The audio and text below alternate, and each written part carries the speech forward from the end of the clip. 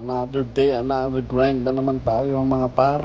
Ito na nga, meron tayong client nagpagawa sa atin ng customized acrylic trophy. Ang materials na ginamit pala natin dito ay transparent 3mm acrylic at transparent sticker.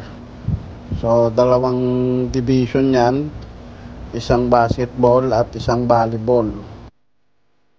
So, ayan, tapos na siyang i-trim at nalagyan na ng adhesive, kaya pinapatuyo at pinapatigas na lang natin yung adhesive para mas tumibay yung trophy.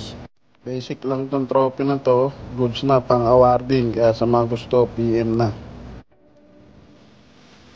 Ayan na, finished product. Ayun, no? Sigasig Kabataan Sports Cup. Ayun, basketball and volleyball league pala yan. So sa mga may gusto, PM lang. Ito pa pala, gumawa rin kami ng medal.